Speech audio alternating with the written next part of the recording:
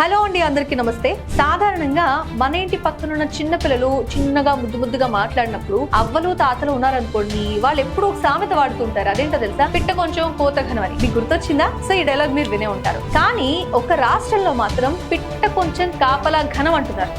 ఇదేంటి ఈ సామెత? మీకు అర్థం కాలేదు కదా? అర్థం పర్థం లేకుండా రాశాను అనుకుంటారు కదా? ఆగండి అక్కడికే వస్తున్నా. ఇప్పుడు మీరు వినబోయే కాదు చూడబోయే ఈ పక్షి ఆషామాషి పక్షి అయితే కాదు. మరి ఏం తక్కువ? గుజరాత్ అటవీ శాఖ అధికారులు ఆ పక్షికి బాడీ గార్డులు ఉన్నారు. అంతలా కాపలా కాస్తున్న ఆ పక్షి ఏంటి అనేది ఇప్పుడు మనం తెలుసుకోబోతున్నాం. సరే, డీటెయిల్స్ అన్ని చూద్దాం. ప్రస్తుతం పర్యావరణం వల్ల పక్షులు అంతరించిపోతున్నాయి అని తెలుసు కదా.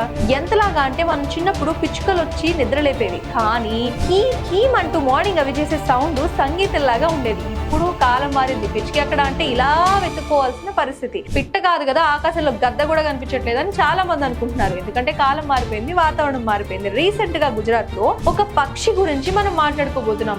ఏంటా పక్షి? త్వరగా చెప్పంటారా? ఎస్, అంతరించిపోతున్న పక్షుల జాబితాలో అత్యంత అరుదైన బట్టమేక పిట్ట. ఈ పేరున్నారా? గోదావన్ అని కూడా దీన్ని పిలుస్తారు. ఇది ఒక జాతి సంతతి వృద్ధి చెందడం చాలా కష్టంగా ఉందంటే ఈ జాతికి సంబంధించిన పక్షిది. అయితే ఇప్పుడు అటవీ శాఖ అధికారుల నిరంతర కృషి ఫలితంగా దాదాపు 10 ఏళ్ల సుదీర్ఘ నిరీక్షణ తర్వాత ఈ ఇయర్ మార్చ్ 26th గుజరాత్ లో ఒక బట్టమేక పిట్ట పిల్ల జన్మించింది. దీంతో అటవీ శాఖ వాళ్ళు ఫుల్ గా హ్యాపీ అయిపోయారు. అయితే అంతరించిపోయే జాతిలో ఉన్న దీన్ని రక్షించడానికి అటవీ శాఖకు చాలా పెద్ద పరీక్షలాగా మారిపోయిందంట. దీన్ని రక్షించడానికి 50 మంది గార్డ్స్ ఏర్పాటు చేసిందా. ఎంతలా అంటే గార్డ్స్ బైనాక్యులర్స్, శక్తివంతమైన పవర్ఫుల్ స్కోప్స్, అడ్వాన్స్డ్ సర్వేలెన్స్ వ్యవస్థతో ఉపయోగిస్తున్నారు. ఆ పక్షుల ప్రాంతానికి కిలోమీటర్ మేర మనుషుల ప్రవేశాన్ని కూడా పూర్తిగా నిషేధించారంట. ఇక దీంతో ఆ పక్షిని కాపలాగాయడం కోసం వాళ్ళు 3 షిఫ్ట్లలో కంటికి రెప్పలాగా కాపాడుతున్నారు. ఆ పక్షుల కదలికకు ఎలాంటి ఆటంకం కలగకుండా అధికారులు అన్ని జాగ్రత్తలు తీసుకుంటున్నారట.